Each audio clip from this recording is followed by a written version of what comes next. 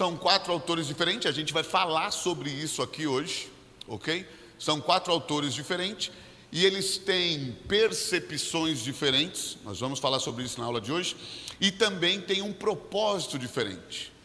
Cada autor endereçar é enviar, mandar, compartilhar. Cada autor endereçou o seu evangelho para um público diferente, ok? Alguém estudou e lembra disso? Minha santa aqui, ó, dá o microfone aqui, fala comigo um pouquinho, vai chegar aí. A verdinha,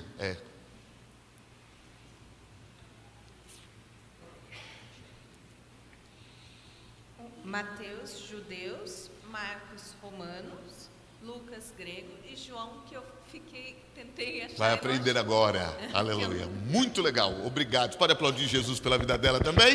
Amém. Já sabia disso antes? Show de bola, é para isso que nós estamos aqui, não é? Obrigado, querido, obrigado. Então vamos lá, olha só, 4 autores diferentes, claro, Mateus, Marcos, Lucas e João, ok? E Deus os inspira para que com as suas experiências e a sua perspectiva, a gente vai tratar sobre isso aqui, eles também enviassem o evangelho a cada público diferente. Então Mateus, ele vai enviar o seu evangelho, ou seja, o público-alvo, vou tratar como público-alvo, tá? O público-alvo do evangelho que Mateus escreve são os judeus. E os judeus estavam esperando quem? O Messias, o rei de Israel. Então Mateus tem o público-alvo, envia o seu evangelho para os judeus e apresenta Jesus como rei, ok? Tá, Marcos, ele apresenta o seu evangelho aos romanos, e os romanos já estão governando sobre Israel, mais ou menos hoje, mais ou menos, tá? Para a gente contextualizar. Os Estados Unidos entrando no Irã e colocando um governante americano lá no Irã.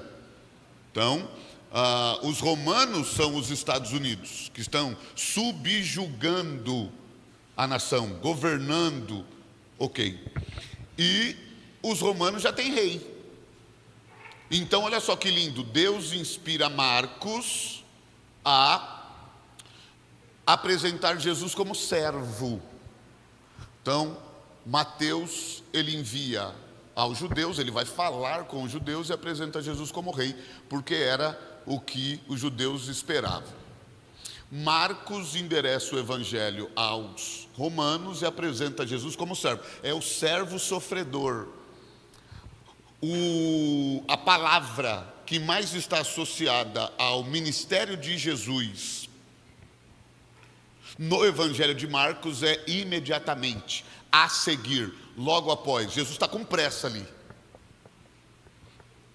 Tanto que, estudando comparativamente os evangelhos, o evangelho de Mateus tem 28 capítulos e ele traz 20 milagres. O evangelho, segundo escreve Marcos, tem 16 capítulos e traz 18 milagres. É mais milagre do que capítulo, porque Jesus é o servo, Jesus é aquele que veio para servir, Jesus é aquele que veio para fazer. Ok, por quê? Porque isso não ofenderia a égide romana, tá? Aí vem Lucas. Lucas é o único escritor não judeu da Bíblia. Lucas, ele era gentil. Lucas, ele era grego, ok? E aí Lucas, como grego, vai escrever para quem? Para os gregos. E aí Lucas vai apresentar Jesus como o quê? O que que os gregos esperavam? O que que os gregos admiravam? A sabedoria humana. Então, você viu aquela mulher? É uma deusa grega. Aquele varão é um deus grego, né? Eu falo o pensador de Rondin, filosofia grega. Então, como é que ele apresenta Jesus como o homem perfeito? Porque era o que os gregos buscavam. Os gregos buscavam ser os homens perfeitos fisicamente, ok? E intelectualmente.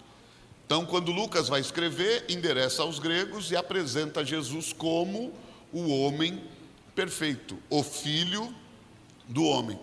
A maior expressão Filho do homem está contida no Evangelho de Lucas. O Filho do homem veio buscar e salvar o que se havia perdido. O Filho do homem será entregue na mão dos pecadores, mas ai daquele por quem o Filho do homem é entregue, porque os gregos buscavam essa perfeição humana. E aí João ele não escreve aos judeus, João não escreve aos romanos, João não escreve aos gregos, João escreve à igreja. E aí, escrevendo à igreja, ele só pode apresentar Jesus na sua plenitude. É por isso que ele começa no epílogo do seu evangelho, citando: no princípio era o verbo, e o verbo estava com Deus, e o verbo era Deus. Dava para a gente fazer um ano só nesse versículo 1. No princípio era o verbo, então verbo é palavra, ok? Capítulo 1, verso 14, escrito está: e o verbo se fez carne, e habitou entre nós, e vimos a sua glória como a glória do unigênito do Pai, cheio de graça e de verdade. Então o verbo que se fez carne é Jesus. Então quem que é o verbo lá? Jesus. No princípio era Jesus, e Jesus estava com Deus, e Jesus era. E aí dava para ficar um ano só nesse versículo, porque assim, isso foge à compreensão humana. Porque estar com se faz obrigatoriamente diferente de. Ou seja, o Tiago estava com a Ludmila, o Tiago estava com o Elton, o Tiago estava com Paulo Dudas. Então, estar com se torna obrigatoriamente diferente de. Compreendeu? Faz sentido? Ok? E estar com. O Laine, você estava com quem? Não. Está entendendo? Se eu estou perguntando para você estar com quem, tem que ser alguém diferente de você. Ok? Então, estava com. Só que a mesma Bíblia que diz que Jesus estava com, ou seja, ele era totalmente diferente de, vai dizer que ele era igual a. Então, no princípio era Jesus, e Jesus estava com. Estar com se constitui ser diferente de, mas aquilo que era diferente de também era igual a. Então, no princípio era o verbo, e o verbo estava com Deus, e o verbo era Deus. E aí a gente vai entrar depois em Cristologia. Eu não lembro agora bem se é na Cristologia ou na Teontologia, que a gente vai falar um pouco sobre a Trindade. Então, Jesus é o Pai, sim ou não? Jesus é o Pai, sim ou não? Não, claro que não, gente. Só se o seu nome for eternidade, porque Jesus é o Pai da eternidade. Pergunta para quem está dizendo: você é a eternidade, querido? Ok? Ok, não, Jesus não é o Pai.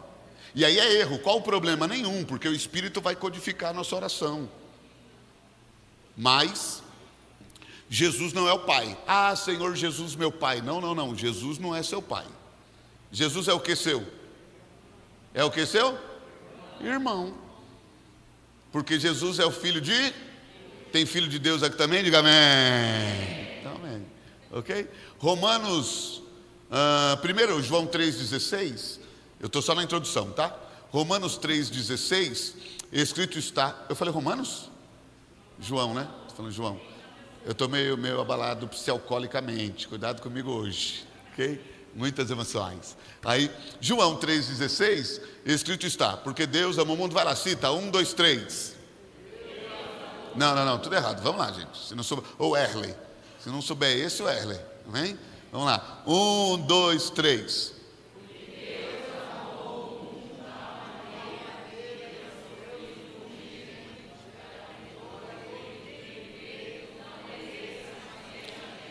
Deus amou e deu seu Filho unigênito. O que é unigênito?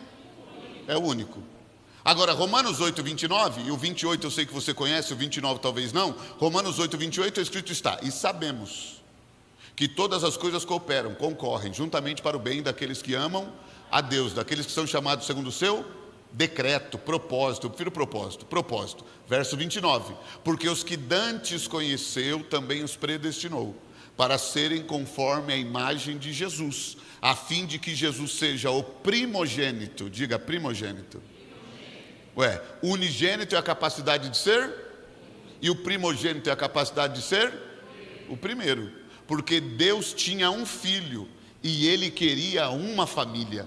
E para que eu e você fizesse parte dessa família, ele entregou o seu filho. Você pode adorar ele, diga amém. Ele tinha um. E para multiplicar aquilo que ele tinha, ele deu. Porque Deus é o principal agente da lei da semeadura. Até Deus, para multiplicar o que tinha, ele precisou dar. Deus deu, e através de dar o seu filho, ele também nos fez de filho. Cadê o trem? Você pegou o meu negócio? Por que você pegou o meu negócio? Não é porque a gente está de bem que você vai, entendeu? Pegar meu negócio. Ok? Está funcionando aí ou não? Não? Olívia, põe esse cara no lugar dele. Você fez aí para mim na outra semana. Ó, mas deixa, não faz isso não, varão. Para! Sangue de Jesus tem poder. Isso é a minha carta na manga. Deixa aí minhas coisas. Então tá, ó. Então, Jesus estava com Deus, diferente de e era igual a. Então, estar com é ser diferente de, igual a é ser semelhante e igual. Ok. E aí, Tiago, já que eu usei você e a Lud no primeiro exemplo, vocês dois são diferentes. Mas Deus olha do céu e vê quanto? 2 ou vê 1? Vê 1. Ok? Então, assim é Deus. Jesus não é o Pai. Nós temos um Deus que se manifesta em trindade. É o Deus Pai, Deus Filho e Deus Espírito Santo. Pastor Rick, são 3 deuses? Não, é um Deus só. Mas Jesus não é o Pai. Jesus não é o Espírito Santo. O Pai não é o Filho. Ok? Para nossa mente conseguir chegar um pouquinho, é como marido e mulher. Na ideia de Deus, não são mais 2, mas agora são uma só. Mas na realidade ainda são. Então Deus é um na sua essência. Ok? Mas são 3 pessoas distintas. Então quando você ora, Jesus meu Pai, está errado. Qual o problema? Já disse nenhum, o Espírito Santo vai codificar. Não sabe nem orar esse miserável aí, senhor. É o que ele está querendo falar isso aqui. Ok? Mas você não vai me ver orando assim nunca. Ok? Pai, em nome de Jesus. Porque foi isso que Jesus disse. Então tá. Aí João vai endereçar o seu evangelho à igreja, e ele vai começar dizendo que Jesus é Deus. Ele estava no princípio com Deus, todas as coisas foram feitas por ele, sem ele nada do que foi feito se fez. Nele estava a vida, e a vida era a luz dos homens, e a luz resplandece nas trevas, mas as trevas não compreenderam. Houve um homem enviado por Deus, cujo nome era João. Não era ele a luz verdadeira, mas veio para que testificasse da luz. Ali em Jesus estava a luz que alumia todo homem que vem ao mundo. Veio para o que era seu, mas os seus não o receberam. Mas a todos quantos o receberam, deles o poder de serem feitos filhos de Deus. Amém. Ok? Então vamos lá, 4 evangelhos, 4 perspectivas e 4 público-alvo diferentes. Ok? Vamos lá. Mateus enviou o evangelho para quem, Carol? Carol aqui. Carol coisada. Não uma coisinha. Aí, tá vendo? Não está escrito aí não, filha? Chegou atrasada? Amém. Eu sabia, por isso que eu te chamei primeiro. Ok? Ok? Vamos lá, Dona Pati. Mateus. Boa. Então, 4 evangelhos, 4 destinos, 4 público-alvo diferentes. Ok? Então, Mateus escreve aos judeus e apresenta Jesus como o quê? Messias, o rei. Ok? 2. Depois Marcos endereçou a quem? Aos romanos, e apresentou Jesus como o quê? Como servo. Lucas escreveu para quem? Para os gregos, e apresentou Jesus como o quê? Como homem perfeito. João apresentou a igreja e apresentou Jesus como Deus. Agora olha só que legal, Deus é Deus todo-poderoso, sim ou não?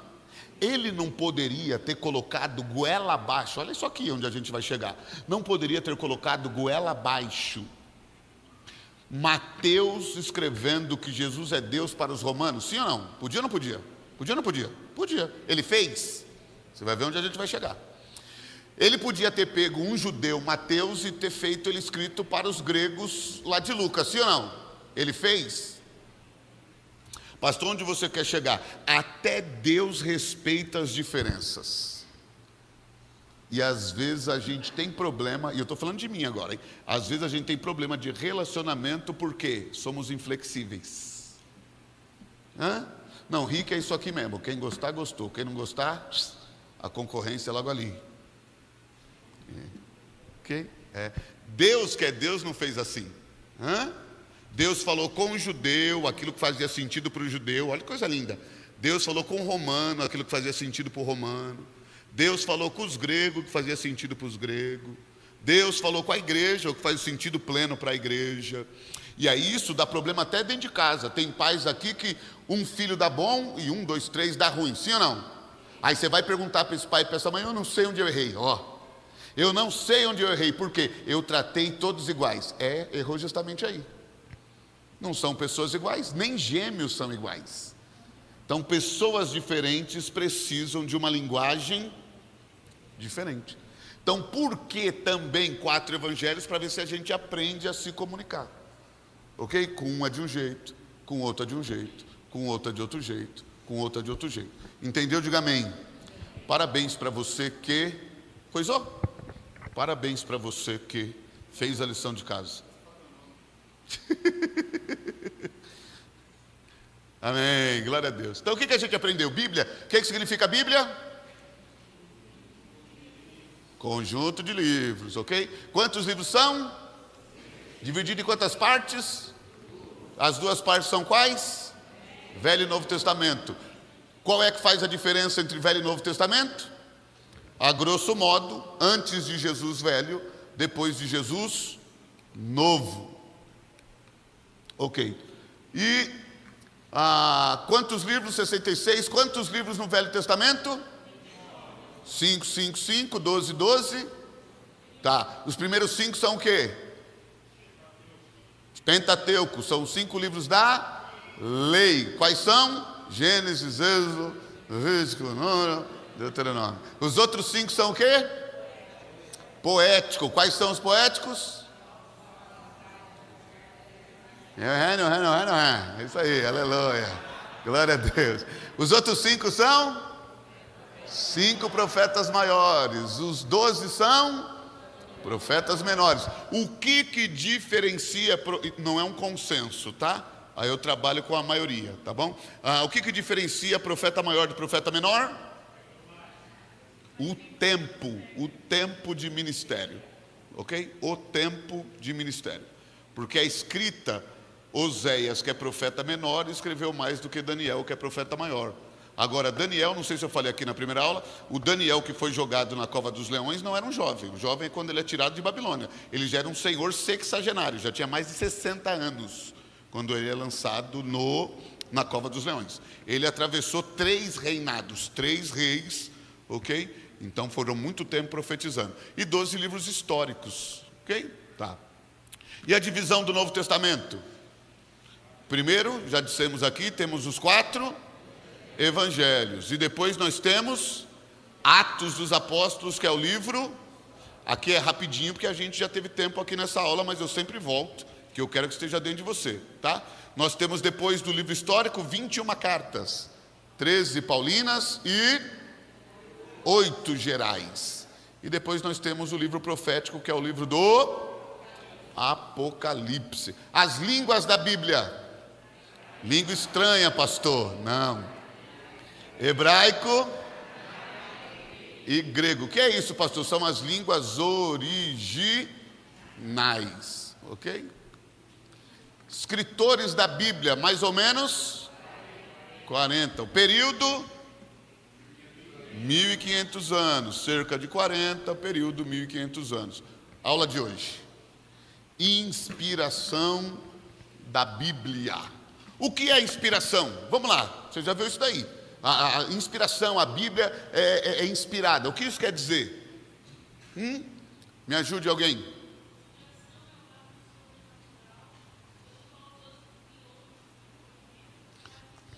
É que eu não tenho nada para atacar de você. Pode aplaudir Jesus pela vida dela? Ela falou que inspiração é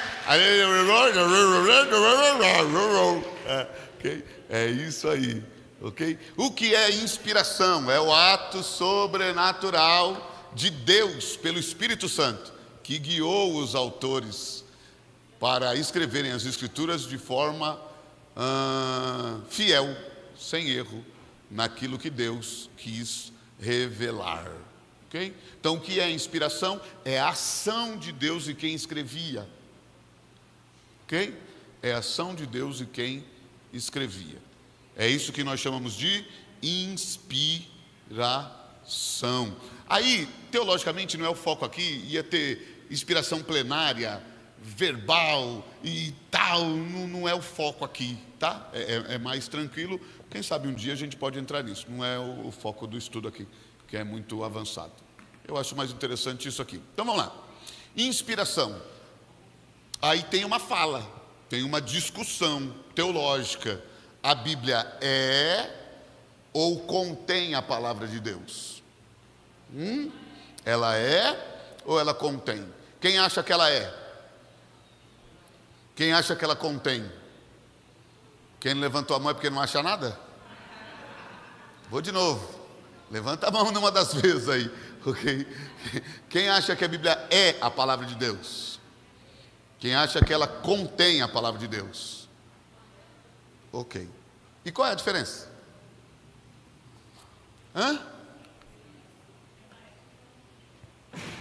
Ah, pastor, eu acho que ela é. Tá, o outro acha que ela contém. E qual é a diferença entre ser a palavra e conter a palavra?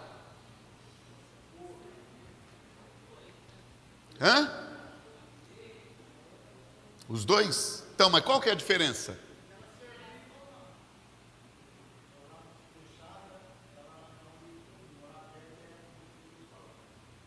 A Bíblia fechada é apenas um livro, ela aberta é boca de Deus falando comigo. Lembrando do servo de, né, Barão? Olha aí, Deu até um pouquinho de saudade, não foi muita, né? Glória a Deus. Vamos lá mais, qual é a diferença? Vamos lá, Elomeu, fala comigo. O que é a Bíblia quando a pessoa diz, não, a Bíblia é palavra de Deus? Ela está dizendo o quê? Ou a pessoa que fala a Bíblia contém, qual é a diferença? Não? Ela ser palavra de Deus ou ela apenas conter é a mesma coisa.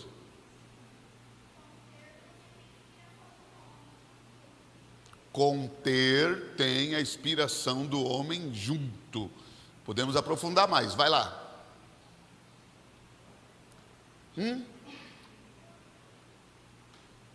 Vamos lá.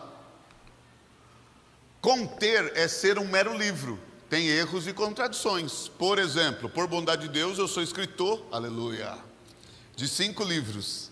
E nos meus 5 livros contém a palavra de Deus. Sim ou não? Tem, ok? Agora, os meus livros são palavras de Deus? Não. Porque pode conter erro, pode ter contradição, pode ser um mero livro. Elomeu, então é assim, ó. Há uma discussão teológica forte. Um grupo que crê que a Bíblia é a palavra de Deus e outro grupo que crê que ela contém. Por quê? Porque se ela contém, ela tem erro, ela tem falha, ela tem contradição. Para ser palavra de Deus, não pode ter erro, não pode ter falha, não pode ter contradição, ok? Então, conter é ser um mero livro, tem erros e contradições. Vamos lá avançar. Para ser palavra de Deus, primeiro ela precisa ser inerrante. Anote aí se você está anotando. Inerrante, ou seja, não pode ter nenhum tipo de erro. Ok? 2, ela tem que ser infalível. Não teve uma loucura aí, alguém propondo que precisava atualizar a Bíblia? Então, não, se ela é palavra de Deus, não cabe atualização. Por quê? O que é uma atualização? Por exemplo, as verdades científicas. Estive agora numa consulta médica, aí o meu médico falou assim, cara, você precisa fazer um exercício físico, precisa mudar a alimentação, e glória a Deus. E você gosta de ovo? Eu falei, eu amo ovo. Ele falou, então, tem que comer ovo. O cara é médico. Aí ele disse assim, ó, há 30 anos atrás, a ciência dizia que o ovo era um vilão. Não come ovo, que vai te matar, vai não sei o que. Hoje, a ciência diz, come ovo, que é a 8ª maravilha do mundo, ok? Maior fonte de proteína de todos. A ciência mudou, varão. Para ser palavra de Deus, nada pode mudar. Todas as afirmações que ela fez têm que continuar todas para sempre. Por quê? Porque quem inspirou é o Deus Todo-Poderoso. Deus vai voltar atrás? Deus vai errar? Ih, rapaz, não pensei direito. Novas descobertas. Então a Bíblia, para ser palavra de Deus, tem que ser inerrante, ela tem que ser infalível. Não pode haver contradição. Ok? Aí ficou fácil, sim ou não? Ok? O que é ser palavra de Deus? Perfeita, pastor. Inerrante, pastor. Infalível, não tem contradição. Ok. E quem acha que ela apenas contém, aceita erro, contradição e dúvida. Ok? Vamos lá. E a Bíblia tem ou não contradição? Tem ou não? Então ficou fácil. A parada não tem. Quem falou? Nossa, eu pensei que era a Dani. Eu ia atacar o negócio de você, Dani. Eu ia. Acha que tem? Cite uma.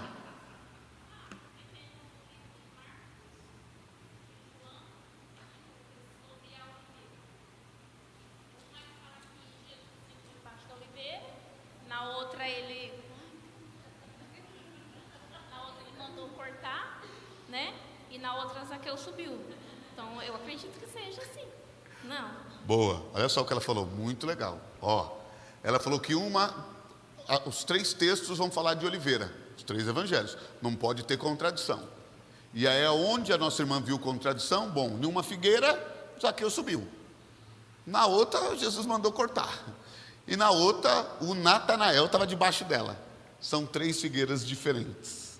Ok? Aí são 3 figueiras diferentes. Ocasiões diferentes. Relatos diferentes. Ok? Tá. Aí não é contradição. Mas e aí? Vamos lá. Pode falar.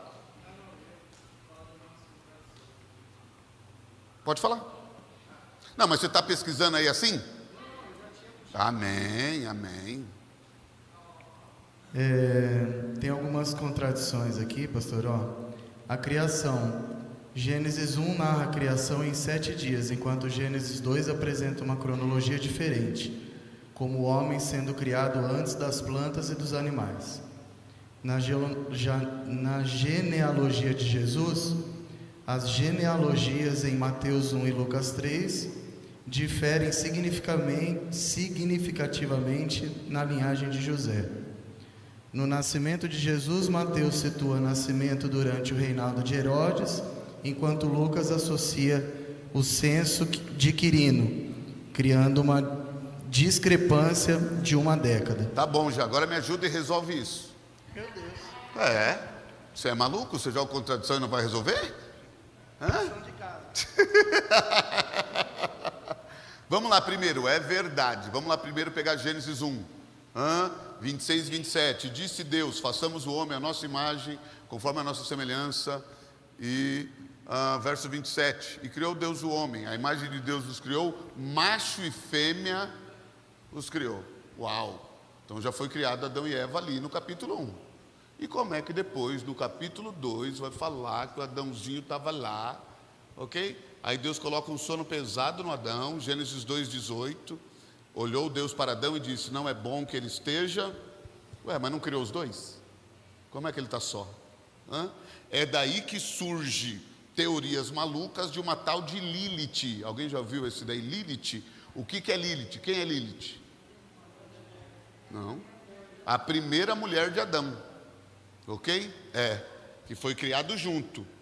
Aí ela deu ruim na vida e chutou e já casou de novo. Ok? Existe essa teoria. Por causa disso. Não, foi criado 2 ali. E depois Adão vai ter outra? Não. Muito simples isso daí. Esse é muito simples. O que acontece? Gênesis 1. Toda a criação. Gênesis 2 o quê? A explicação de como foi o Gênesis 1. Entendeu? Muito simples.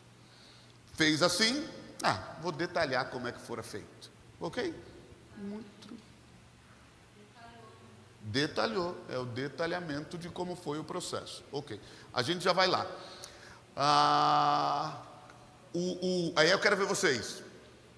O nosso irmão Márcio trouxe aqui também a genealogia. Você já viu isso? A genealogia de Mateus é diferente da genealogia de Lucas. E agora, se as duas de Jesus, não pode ter erro, não pode ter falha. É essas coisinhas que quem crê que a Bíblia contém, fala, não, aí foi erro. Ok? Porque tem erro, tem contradição, tem... Quem sabe por que as genealogias são diferentes?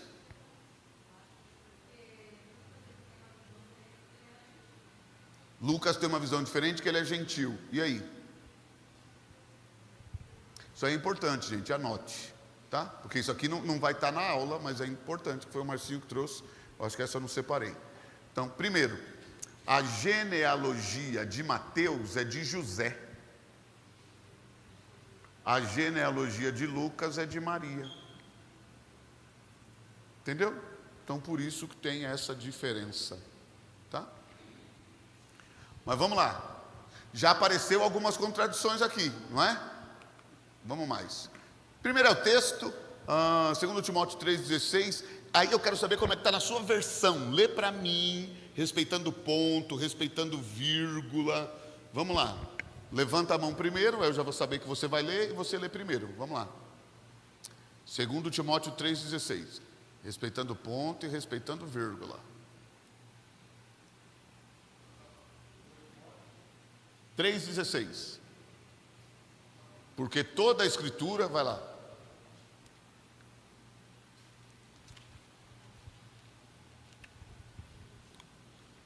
Toda a Escritura divinamente inspirada é proveitosa. Segura aí já. Olha o que está falando a versão dele. Ó. De novo, vai.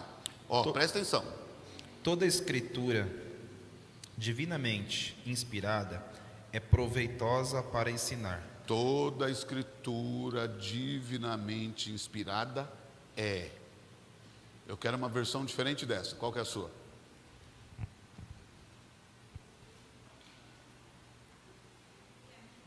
NVI?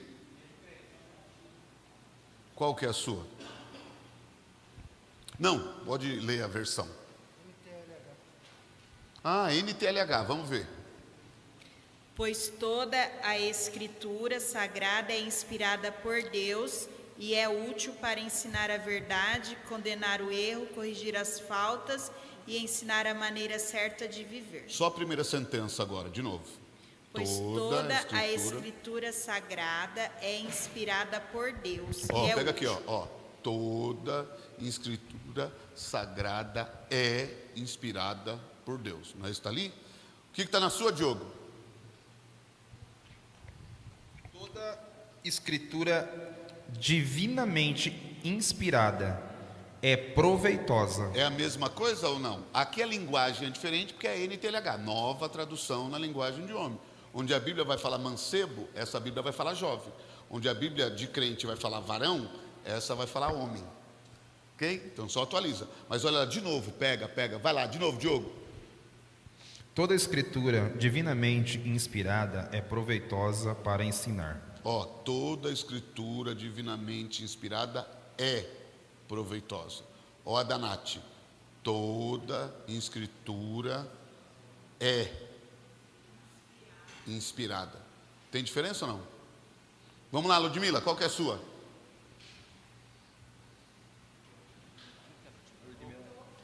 Não pegou, né? Não pegou, né?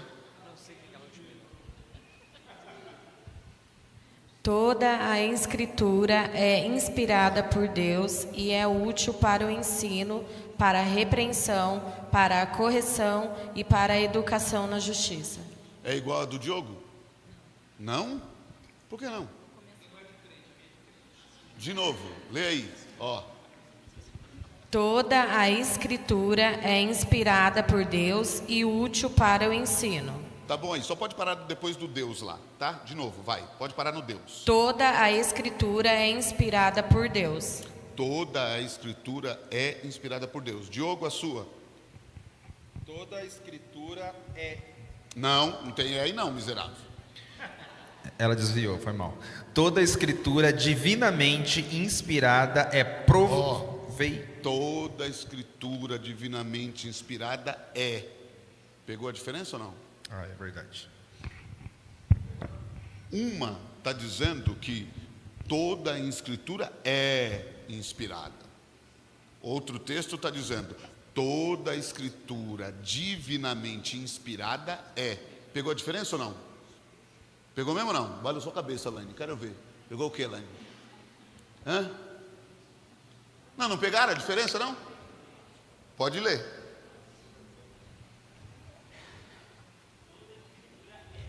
Pela inspiração de Deus. Boa, show de bola. Olha lá. Toda a escritura é dada pela inspiração de Deus. Show. Essa tá igual a da Lude. Toda a escritura é inspirada por Deus. A versão do Diogo não fala isso. A versão do Diogo diz: toda a escritura inspirada é.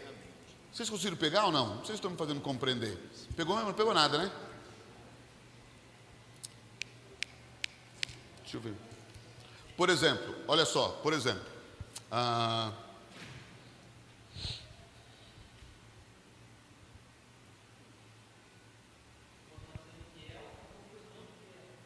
Não.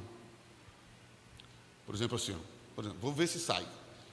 Todo alimento é light para te emagrecer. Todo alimento é light para te emagrecer. Aí a do Diogo está assim, ó. Todo alimento light é para te emagrecer. Entendeu ou não entendeu? Entendeu mesmo ou não? Vocês não entenderam, vocês não entenderam.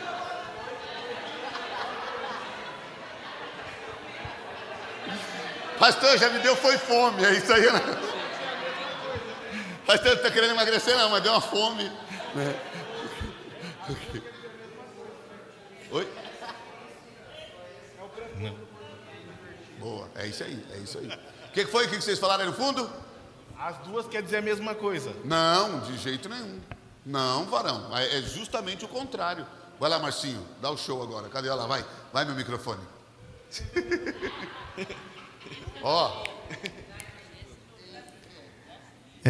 Tá querendo dizer que só é se for divinamente inspirada. Isso, olha só. É complicado. Aí as pessoas pegam. Vamos original, deixa eu falar grego. Esqueci como é o grego. Pneumateucos, acho que é isso aí. Pneumateucos. Livros inspirados pelo Espírito.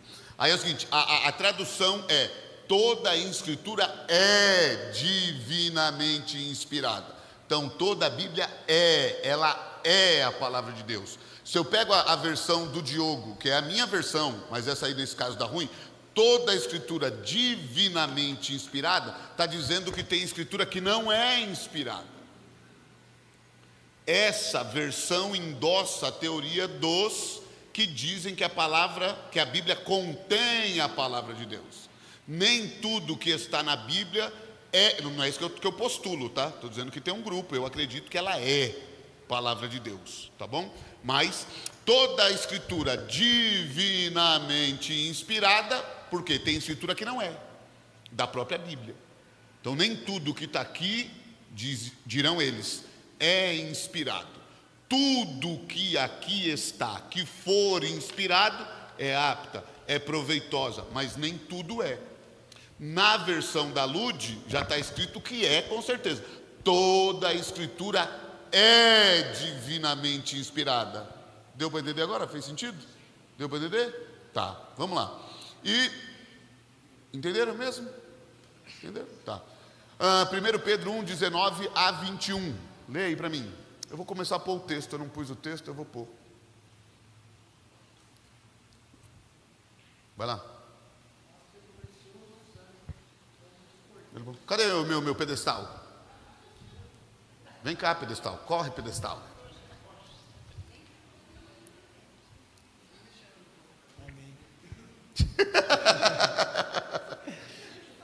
Mas pelo precioso sangue, como de cordeiro, sem defeito, sem mácula, o sangue de Cristo, conhecido com efeito antes da fundação do mundo, porém manifestado no fim dos tempos, por amor de vós.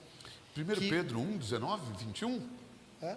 É mesmo? Não é isso daí, vai, deixa eu ver. Agora esse 21. é o segundo aí, já me ajuda. Vai. Que por meio dele tendes em fé em Deus, o qual ressuscitou dentre os mortos e que lhe deu glória, de sorte Não, para não é que isso a não. vossa fé e esperança estejam em Deus. Não. Vê o capítulo 2, 19. Oxi. Não. Misericórdia, gente. Como é que eu errei longe assim? Por isto é grato que alguém suporte tristezas, sofrendo... Não, vai no 2 Pedro então. Sangue de Jesus tem poder. Cadê o Pedro? Segundo qual? 1,19? Temos assim, tanto quanto mais confirmada a palavra profética. É isso aí, desculpa. 2 Pedro. E fazeis bem em atendê-las, como há uma candeia que brilha em lugar tenebroso, até que o dia clareie e a estrela da alva nasça em vosso coração. Sabendo primeiramente isto. Olha lá, foi o... Não é também não. O sangue de Jesus tem poder, gente.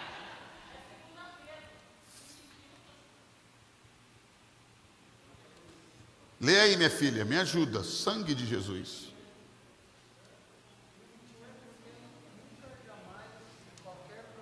É esse aí mesmo. Oxi.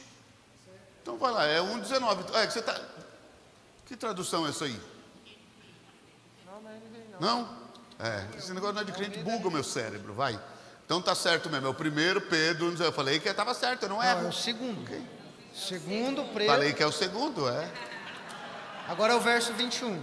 Porque nunca, jamais, de qualquer profecia foi dada por vontade humana. Entretanto, homens santos falaram da parte de Deus, movidos pelo Não, mas não é o Espírito 21 Santo. não, é o 20 então, primeiro. Não, é o 21 também, mas o contexto é o 20, vai lá. Sabendo, primeiramente, isto, que nenhuma profecia da Escritura provém de particular isso, interpretação. elucidação. Aqui está. É, essa não, tá fora. Dá uma Bíblia de crente alguém aí, pelo amor de Deus. Lê para mim, 1,20, Pedro. Pode começar no 19 também, que essa Bíblia está me enganando. Tá vendo? Não dá. Se for diferente do que meu cérebro aqui coisou, buga. Segundo, né? 2 Pedro 1,19. E temos muito firme a palavra dos profetas, a qual bem fazeis em estar atentos. Segura aí para mim. Foi isso aí que o Caqui estava lendo? É mesmo? O sangue de Jesus tem poder. Vai. Vai. E temos muito firme as palavras dos profetas. Vai lá. A qual bem fazeis em estar atentos, como há uma luz que alumia em lugar escuro, até que o dia esclareça e a estrela da alva apareça em vosso coração, sabendo primeiramente isto, que nenhuma profecia da Escritura é dada particular interpretação, porque a profecia nunca foi produzida por vontade de homem algum, mas o homem santo de Deus falaram inspirados pelo Espírito Santo. Tá bom até aí. Isso comprova que as profecias, e profecias aí são todas as palavras da Escritura, não foram feitas oriundas de homem nenhum, mas fora inspirado pelo próprio Deus, ok? Mas vamos lá. A Bíblia tem ou não contradição? Vamos começar nessa. Rapidinho, lê para mim, Gênesis 6,6.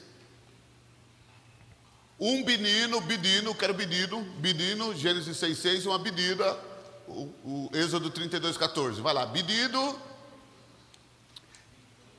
Ó, os meninos todos, pega aí a Bíblia aí, me ajuda, participa. Eu vou contar até 3, você vai ler Gênesis 6,6, os meninos. Depois, Êxodo 32,14, as meninas.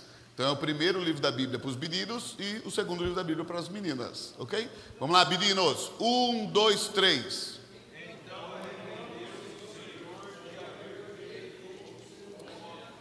Então Deus fez o quê? Fez o quê? Êxodo 32,14. As meninas, 1, 2, 3.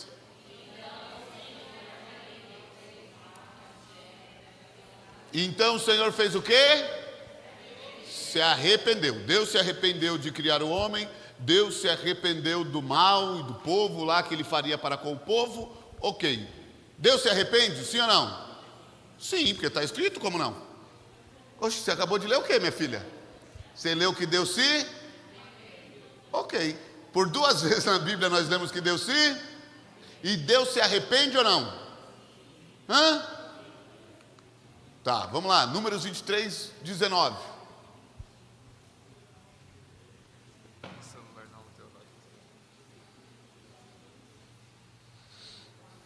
Os meninos no 3. Números 23, 19. Depois das meninas, o 1 Samuel 15, 29. Números 23, 19. Os meninos, 1, 2, 3.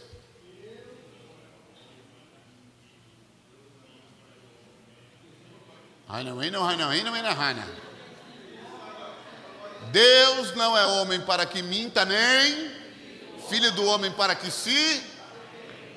Ixi, agora? Os 2 primeiros textos, Deus se arrependeu. Nesse texto, Deus não... 1 Samuel 15, 29.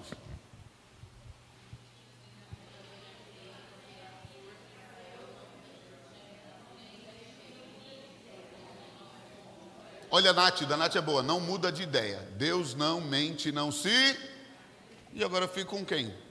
Me ajuda aí, Henrique. Deus se arrepende? Ou Deus não se arrepende? Então tá, quem acha que Deus não se arrepende? Lindo. Quem acha que Deus se arrepende? Ok. Quem acha que Deus não se arrepende? Ok? Põe para mim Gênesis 6 e como é que você explica isso? Vai lá. Carol, Deus se arrepende ou não? Sim, então não é para você essa pergunta agora. Eu quero saber quem acha que Deus não se arrepende.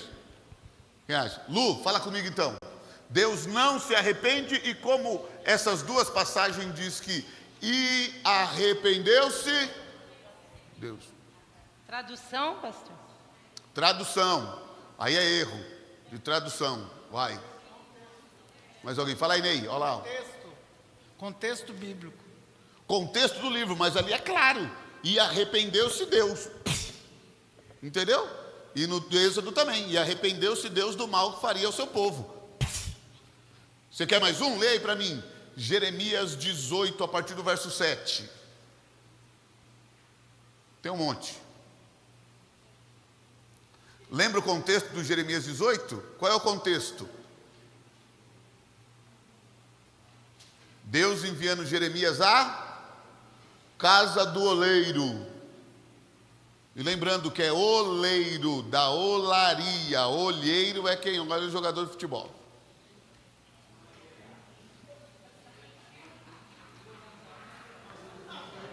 A partir do verso 7, está escrito o que aí?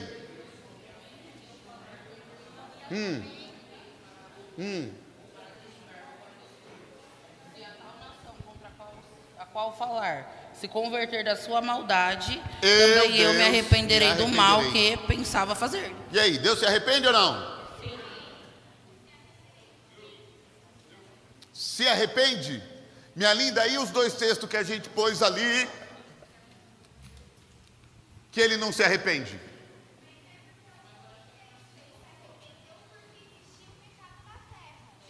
Ele se arrependeu porque o pecado entristeceu o seu coração. Então ele se arrependeu porque entrou o pecado.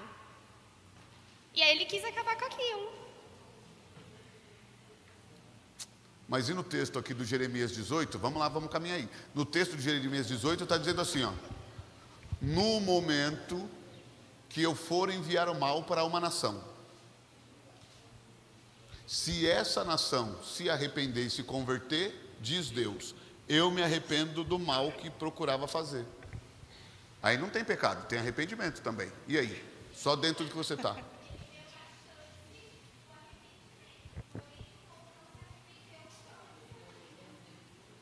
Vai lá, Dani. Não é Dani, não? Mariana. Mari, desculpa. Ele teve o sentimento de se arrepender, mas ele não voltou atrás com a palavra dele. Mal menos, boa. Porque ele voltou atrás com a palavra. Ok? Sim, claro. Olha só. No momento, tem outro texto. Era bom pôr Samuel 2,30. Samuel 2,30. Vamos lá. Aí vamos ver. Lê aí, tu. Para ver se ele arrependeu da palavra ou não. Vai, Mari. 1 Samuel 2,30. Põe o microfone na boca dela.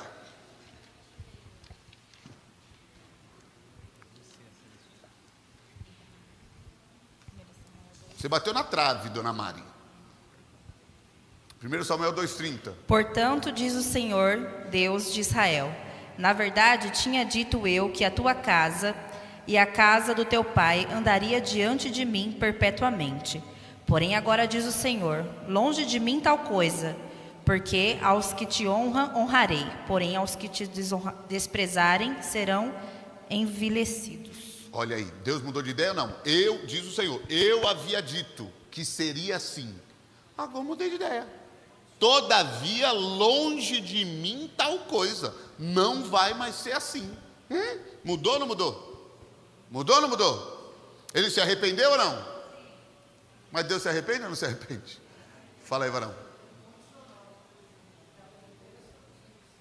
Condicional, para que aconteça. Tá, mas ele fala uma coisa e muda de ideia? Se arrepende ou não? Vamos lá, teologia é para isso. Deus se arrepende? Não se arrepende.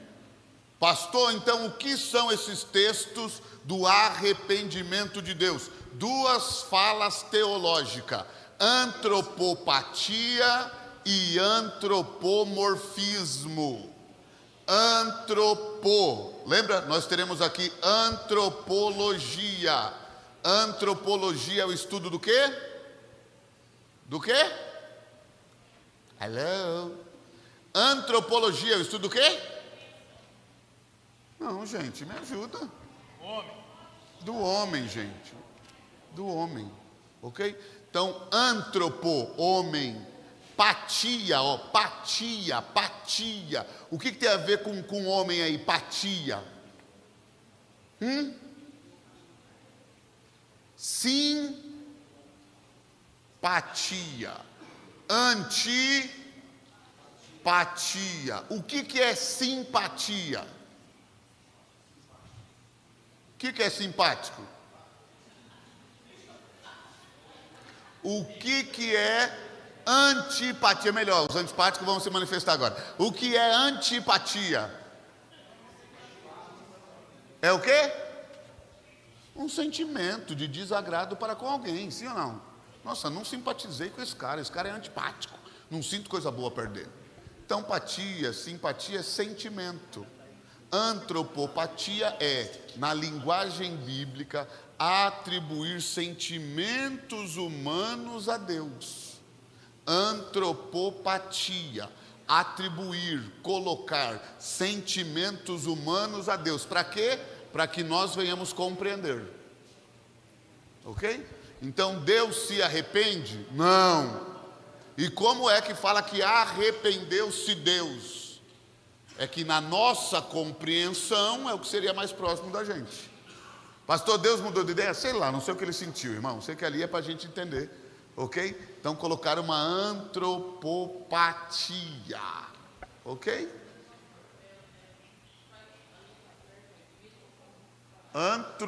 Não, faltou um pô ali. Desculpa. Popatia. Antropopatia. Agora, se antropopatia é atribuir sentimentos humanos a Deus, o que seria antropomorfismo? Lembra do Power Ranger? Morfar. Era isso não?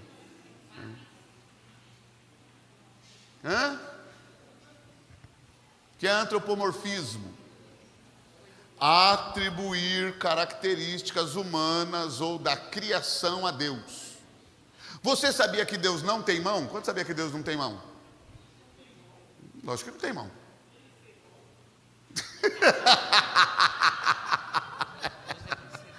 Filha, ele é sem mão. Não sabia?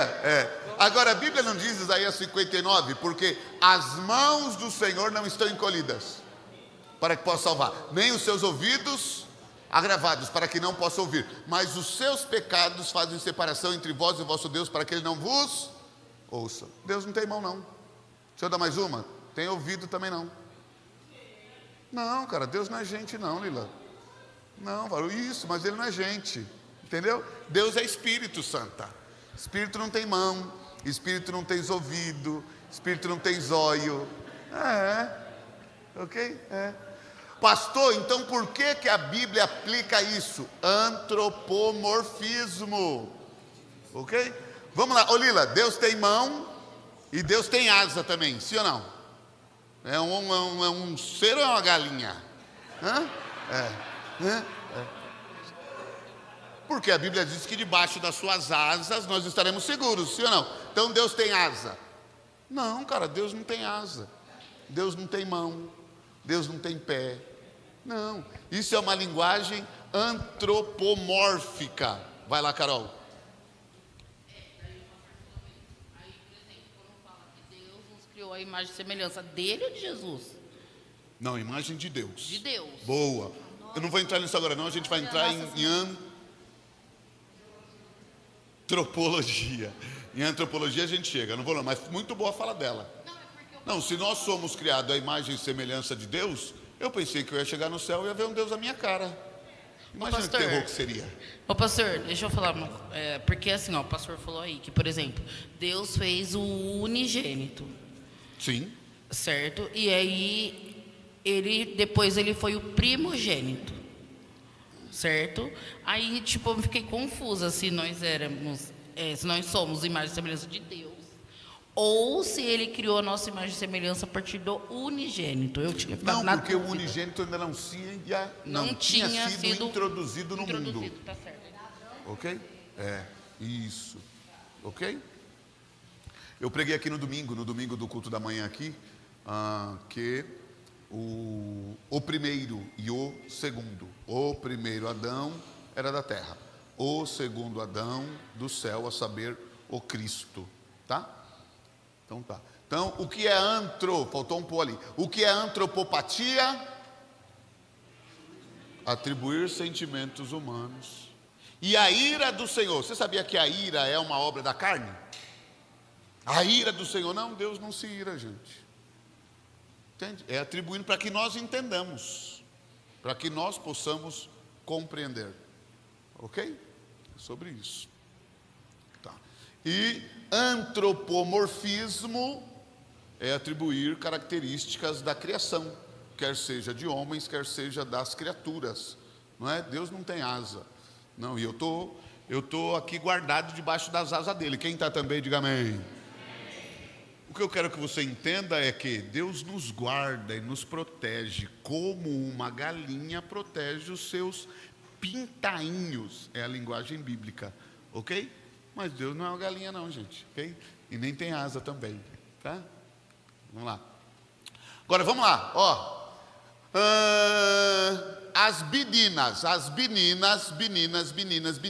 vão ler isso aí para mim. Marcos 5, 1 e 2, Lucas 8, 27. Pastor, o senhor está falando sobre o quê? Se a Bíblia tem ou não contradição.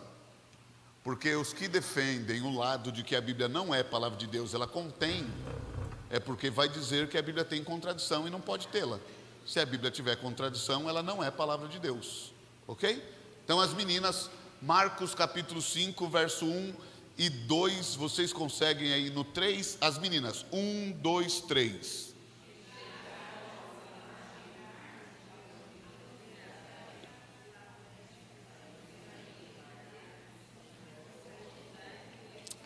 Prometo para vocês que na próxima aula eu vou trazer aqui no telão. Tá? Não entendi nada. Então pega uma mulher só, escolhe aí qualquer uma, vai lá, mete o microfone na boca dela.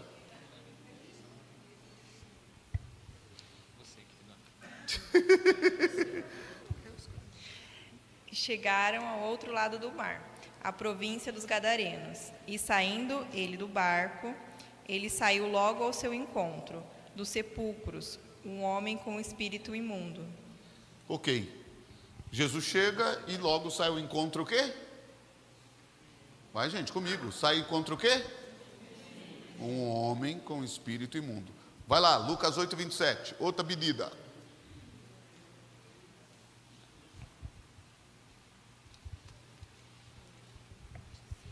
Vai, filho, põe na boca logo de alguém. Ixi, pera, não achei ainda, peraí. 8, 26. Aí a pessoa está assim, Aí ele está assim, ó. Logo que Jesus desembarcou, veio da cidade ao seu encontro um homem possuído de demônios, que havia muito não se vestia, nem habitava em casa alguma, porém vivia nos túmulos. Amém. Quantos homens é aqui? O texto falou de quantos homens? Quantos homens? Então as mulheres falaram que quantos homens? Agora os homens. Vai ler para mim. Mateus 8, 28.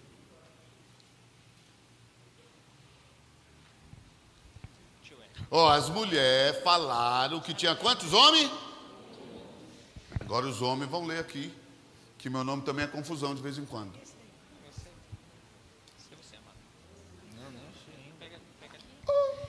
Alguém já olhou para mim assim, ó. Vamos lá, os homens agora, em 1, 2, 3. 1, 2. Ah, não, quem está com coisa? Eu. Glória a Deus, olha, então vai. E tendo chegado à outra margem, a província dos Gadarenos, saíram-lhe ao encontro 2 endemoniados. Não, varão, você tem que combinar. Ô Lude, quantos homens eram? E você está falando o que aí, Tiago? Quantos homens? 2. Não, varão. Os homens, quantos homens eram? Quantos homens? 2. As mulheres, quantos homens eram? 2. Quantos homens eram? 2. É 1 ou é 2? E aí? Bem-vindo à teologia, queridos. Deixa eu falar para tu. Tem umas mentes, que não seja assim, que Deus te guarde. Tem umas mentes despreparadas que desvia, não entende nada. Ok? Mas vem na minha, eu estou crente há 31 anos, ok? Tem vida após teologia, ok? Tem vida boa após teologia. E aí, vamos lá. É 1 ou é 2? Mas e aí o 8:28 que falou que é 2? E aí, santo? Boa, olha lá, do 8:28 é 2, mas é a mesma passagem.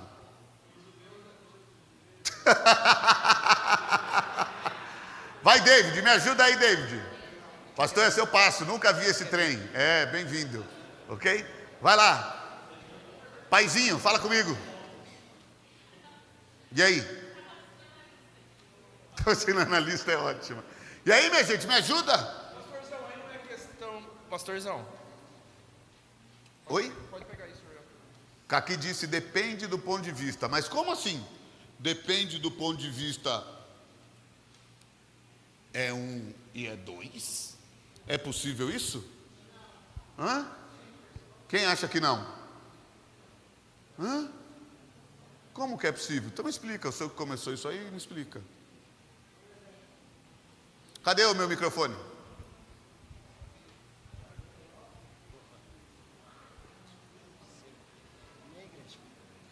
Por exemplo, nós que somos do mundo dos carros também. Se eu for no encontro de carro de Fusquinha... Preste atenção que vai sair coisa boa aí, ó. Vou no encontro de Fusquinha. Eu vou chegar pro Nicolas e falar assim, Nicolas, lá tinha um Fusquinha azul top. Aí o Nicolas vai e pergunta pro Marcinho, pai, você foi lá no encontro que o pastor Caqui foi? Fui. Nick, tinha um Fusquinha azul e um vermelho lá, cê é louco, coisa mais linda. Tinha um ou tinha 2 Fusca lá? Depende do ponto de vista. O Fusquinha azul chamou a minha atenção. Do Marcinho, que chamou a atenção foi o vermelho e o azul. E poderia ter 50 azul, sim ou não? Sim. Mas não, eu fui no encontro de carro, eu vi um Fusca azul. Quantos Fusca azul eu vi? 50. Não, eu vi 50. E por que você falou que viu um? Porque esse me chamou a atenção. E os outros 49 não me chamaram a atenção. Entende? Então, aonde tem 2, tem um, sim ou não? Eram quantos? 2. Por que os outros evangelistas disseram que era 1? Porque foi o que chamou a atenção deles. Entende? Todo ponto de vista é apenas a vista de um ponto. Ok? Então não é contradição. Faz sentido ou eu estou forçando a barra? Não é muito plausível? É ou não é? Rapaz, 10 pessoas aceitou Jesus aqui no culto. Aí eu falo, Tiagão, rapaz, teve uma irmã que aceitou Jesus aqui no culto. Quantos aceitaram? Mas essa me chamou a atenção. Teve um vaso. Faz sentido ou não faz? Ok? Então, quantos endemoniados eram? Por que falam que tinha um? Porque foi o que chamou a atenção dos caras. Isso é contradição? Não, ok? Então a gente tem que tomar cuidado, porque os inimigos da cruz, e é isso que a teologia quer fazer conosco, nos preparar para lidarmos com os inimigos da cruz. Vamos lá, Rodrigão, se um inimigo da cruz mostra isso para você e fala aí, ó, não dá para acreditar na Bíblia não, irmão, você já fica bolado, fica ou não fica? É ou não é? Oxi, oh, rapaz, aqui é 2 e meu Deus do céu. Então o que a teologia vem fazer? Vem nos preparar para manifestarmos, está escrito, é um texto das Escrituras, para manifestar a razão da nossa fé. Por que eu creio? Se o cara vir para mim, isso aqui, fala, amigão, você é maluco? Fala essa fala. Fala, você foi numa parada e tal, você viu quantas coisas? Você já chegou? Eu já cheguei várias vezes. Prim, tinha uma pessoa lá, vai num congresso, 10 cantor, para não exagerar. Prim, tinha uma cantora lá, cantava demais. Tinha uma? Não, tinha 10. Mas o que me chamou a atenção, aí o outro que foi no mesmo, rapaz, não, teve 3 lá, porque o que vai fazer sentido para você não vai para mim, ok? Então não tem contradição, até aqui, diga ufa, okay? Não tem. Existem aparentes contradições? Sim. Existe contradição? Nenhuma. E aí eu vou te dar, para a gente acabar a aula de hoje, 3 razões. Pode falar, lindão, desculpa. Só uma pergunta. Pode perguntar. Ele não poderia estar vendo o homem e o demônio, sendo 2? Não, porque a Bíblia... Boa pergunta, faz sentido. Lá ele não podia ter a visão de Thundercat, além do alcance. Eu estou vendo o homem, estou vendo o capiroto do lado, aleluia. Eis que vejo essa entidade. Ok. Não, porque é muito legal. E o que eu gosto de teologia sistemática é que a teologia sistemática busca na própria Escritura, na Bíblia. A Bíblia diz que eram 2 homens. Entendeu? Entende? Mas boa, ok? Meio ponto para você pela coragem, audácia de falar uma besteira dessa, aleluia. É nada. Deus seja louvado. Ô, gente, se Rick não fizer isso, não vale a aula para mim, entendeu? Vocês têm que entender, não estou querendo humilhar ninguém, não, é mais forte do que eu, ok? Aí olha lá, esse aqui já conhece, ó, perde o aluno, mas não perde a piada, já não vou mais, ok, olha lá. O que garante a veracidade da inspiração? Então, são 3 fatores que garantem a veracidade da inspiração. Tá, então a Bíblia é a palavra de Deus? Ela é toda inspirada? O que garante a veracidade da inspiração? Primeira, a unidade na diversidade. Unidade na diversidade. O que garante a inspiração? Primeiro, a unidade ou na diversidade. O que isso quer dizer? Quantos livros são a Bíblia? 66. Quantos escritores? Qual o período de tempo?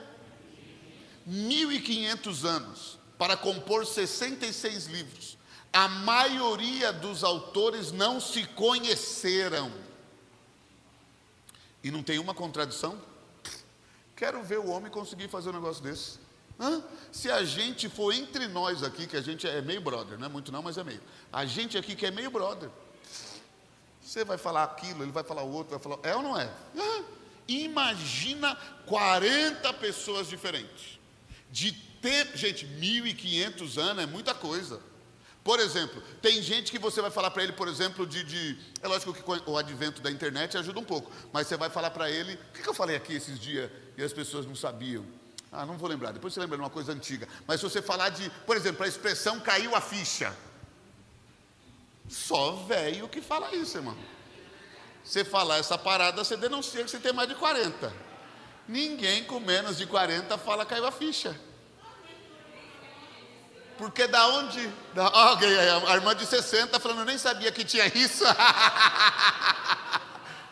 Da onde vem essa expressão caiu a ficha?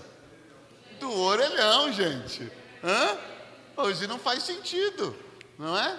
Então, imagina, expressões, tudo. Gente, 1500 anos.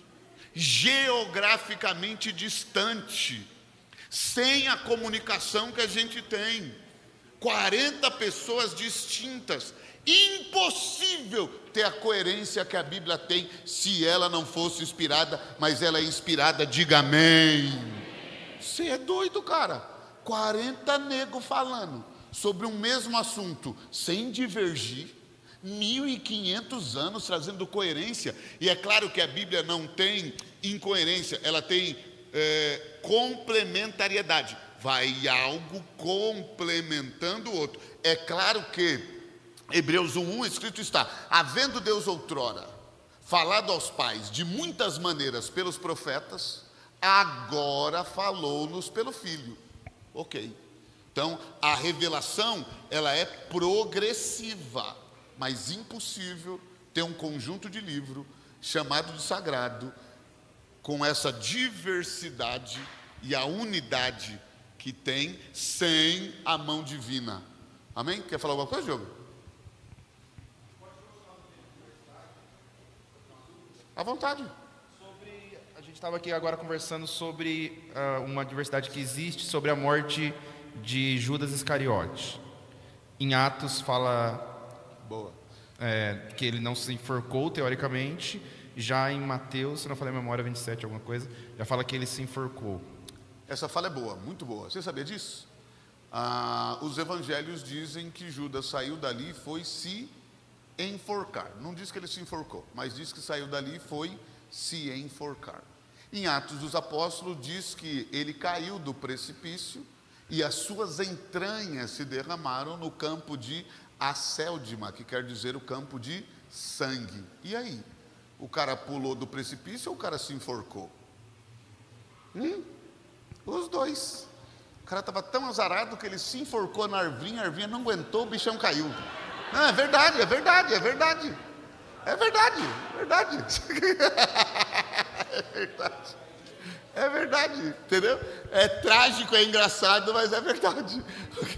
É verdade. E porque assim, ó, eu não preciso ajudar as escrituras sagradas, ela não precisa de ajuda, ok? Mas eu tenho que exercitar as possibilidades. Essa é uma possibilidade plausível, sim ou não?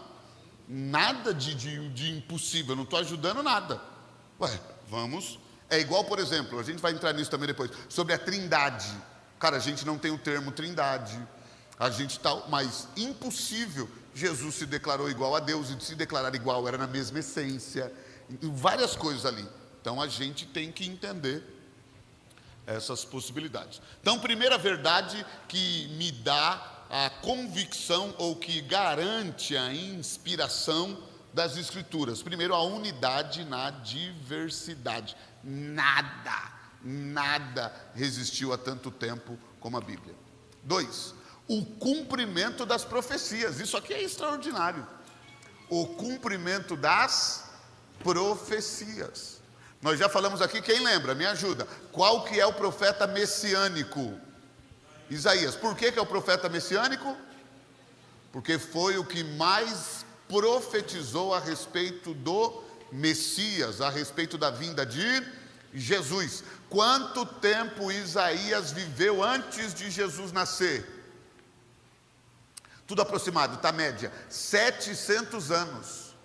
Então o cara falou que coisas aconteceriam há 700 anos atrás que se cumpriu. Uau! Aí vamos ver algumas? Vamos lá. Eu já vou citando para a gente não tomar tempo. Mas esse é Isaías 7,14. Eu prometo trazer os textos na próxima aula. Isaías 7,14. Eis que o Senhor vos dará um sinal. Eis que a virgem conceberá e dará à luz um filho. E chamá-lo-ão pelo nome de Emanuel, que traduzido é Deus conosco. Isso se cumpriu nos evangelhos, sim ou não? Cumpriu. Jesus nasceu da Virgem Maria. E para que for assim? Para que se cumprisse a profecia. Olha, essa de Miqueias é extraordinária. Miqueias é 500 anos antes de Cristo. Ele é posterior a Isaías. Aí vem Miqueias e diz assim: e tu, Belém Efrata, de maneira nenhuma é das menores cidades de Israel, pois de ti sairá o libertador, ou seja, de ti nascerá o Messias. Belém de Judá. Aonde é que o Zé e a Maria moravam? Hã? Não, gente.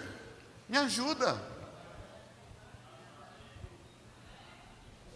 O homem de Nazaré é irmão, vamos seguir com fé tudo que ensinou. Hã? O homem de Nazaré. Okay. Lembra? Quem é o Cristo? Perguntou para Natanael. E aí o Filipe diz assim: Jesus de Nazaré. E Natanael responde: pode vir alguma coisa boa de ir? Porque morava lá. Rodrigo, sabe quantos km é de Nazaré para Belém? Perto de 200. Rodar 200 quilômetros hoje já não é muito agradável. Imagina na época. Lembra? Já viu desenho? Já viu fotografia? Já viu alguma coisa? O Zé está a pé, 200 km. E a Maria grávida está onde? No jumentinho. Agora, o que está tirando? Olha isso aqui, gente. O que está tirando eles de Nazaré? Quem lembra? Ele citou uma contradição aqui. Lembra? Foi um censo que César Augusto cria. O que era o censo? Olha só. Quem daqui não é paulista ou paulistano? Quem não é de São Paulo? A cara de nordestino está estampada aí. Aleluia. Aleluia. Aleluia. Você é de onde, Nath? Você é do Mato Grosso? Mato Grossense. Então, aí é o seguinte: cadê os da Bahia aqui, de Goxente? Olha, só tem um irmão baiano ali, eu também, aleluia. Okay? Ô, Veridiano, me ajuda, ok?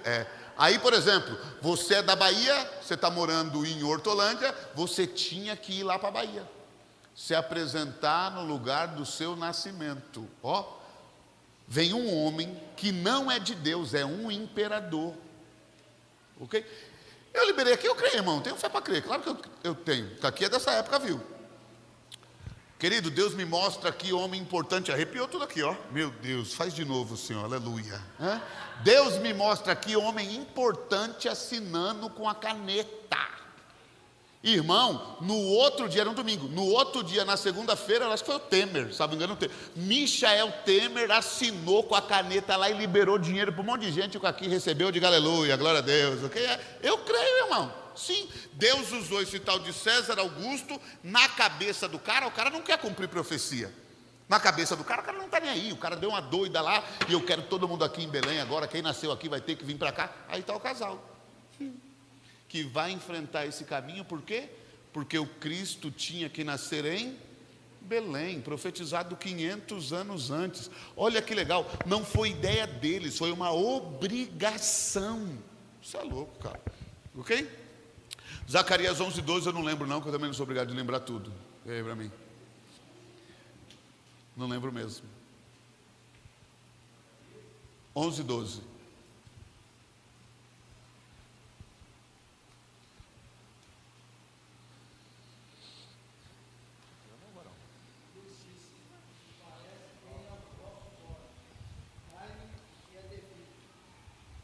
Se não o deixai.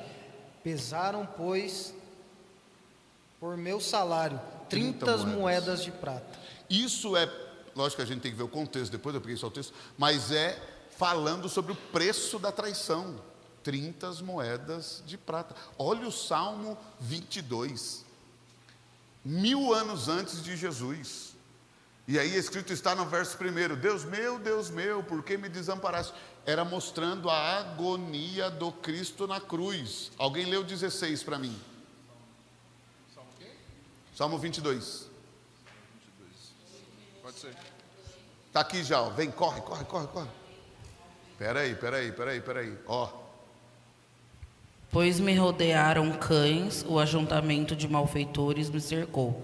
Transpassaram minhas mãos e os pés. Me colocaram entre os malfeitores, 2 ladrões. Transpassaram minhas mãos e os meus pés. Verso 18. Esse é muito legal. Repartem entre si as minhas vestes e lançam sorte sobre as minhas túnicas. Pegou. O que acontece quando Jesus morre?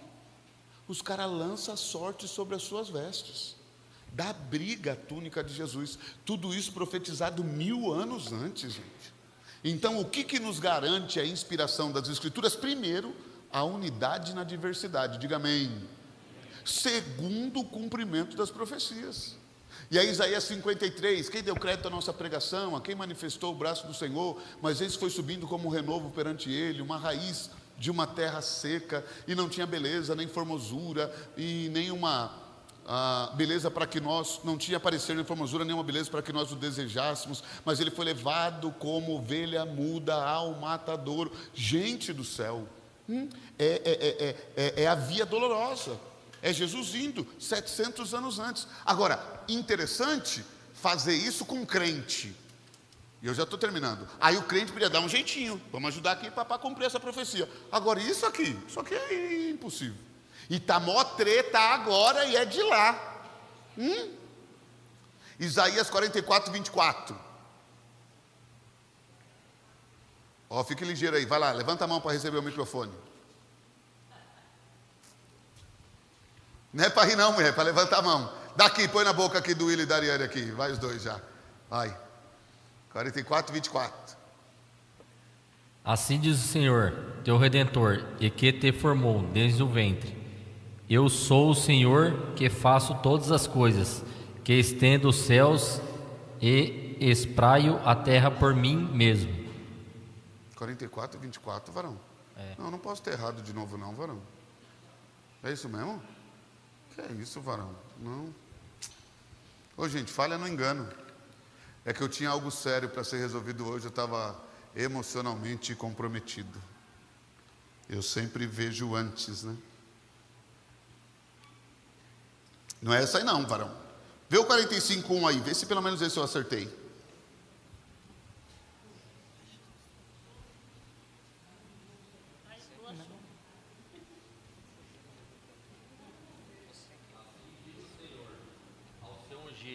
A Ciro, a quem tomo pela sua mão direita, para abater as nações diante de sua face, e soltarei os lombos dos reis, para abrir diante dele as portas, e as portas não se fecharão. Assim diz o Senhor ao meu ungido Ciro.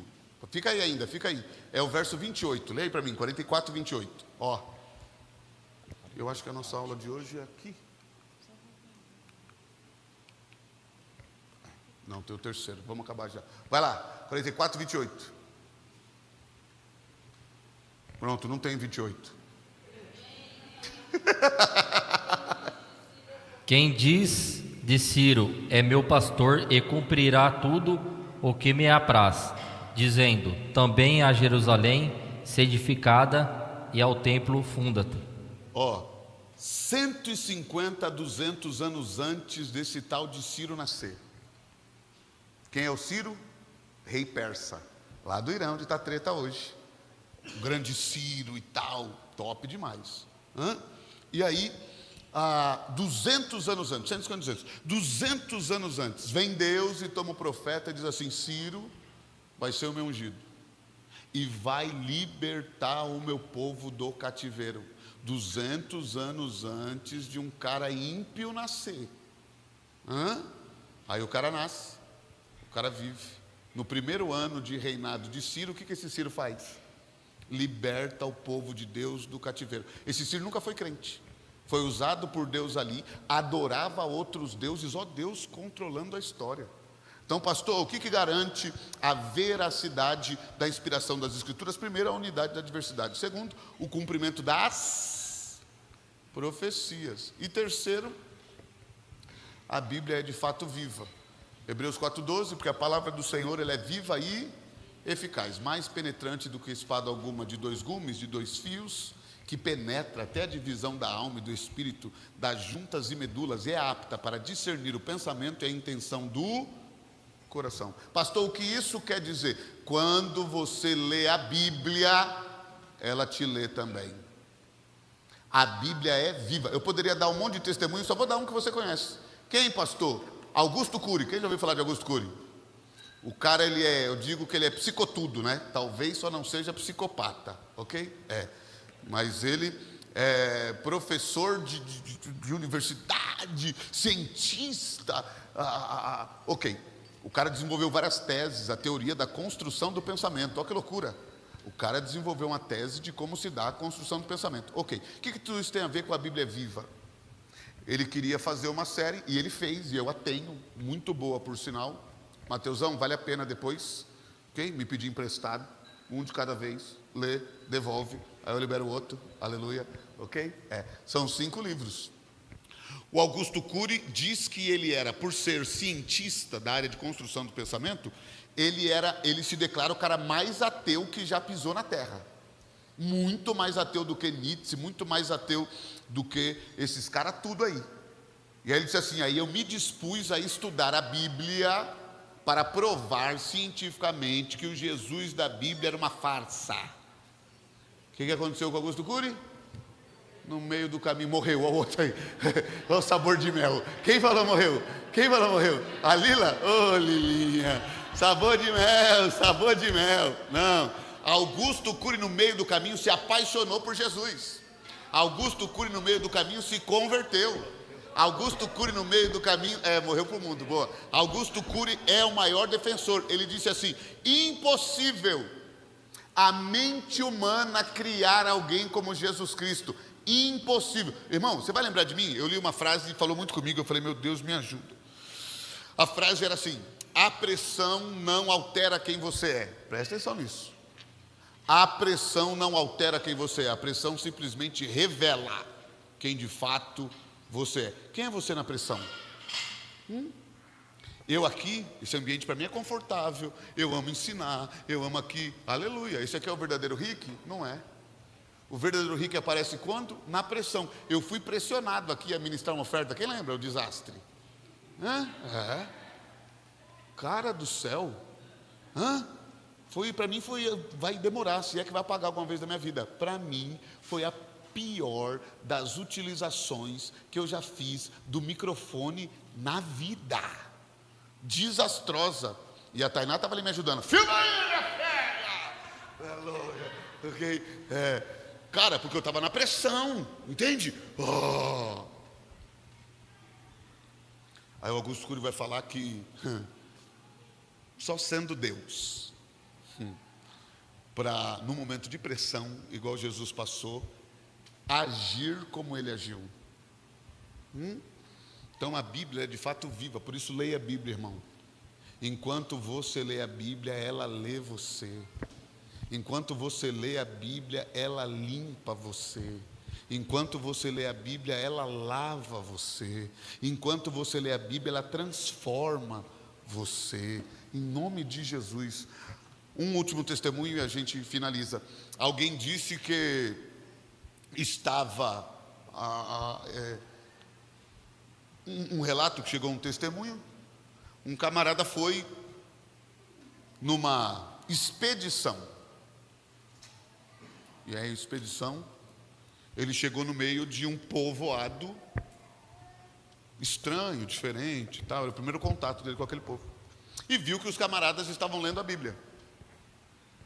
Aí ele disse assim: vocês acreditam mesmo nesse livro ultrapassado? Aí os camaradas disseram: cremos. Você não crê? Ele disse: não. Pois então passe a crer agora. E ele pergunta: por quê? Porque nós éramos canibais antes desse livro, não é? E porque nós cremos neste livro, você está convidado a jantar com a gente. Se nós não crêssemos nesse livro, você seria a nossa janta.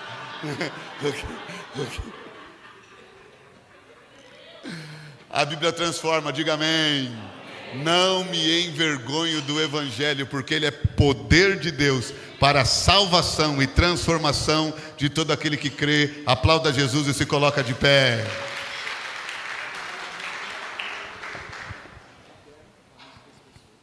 Anotou as pessoas? Obrigado.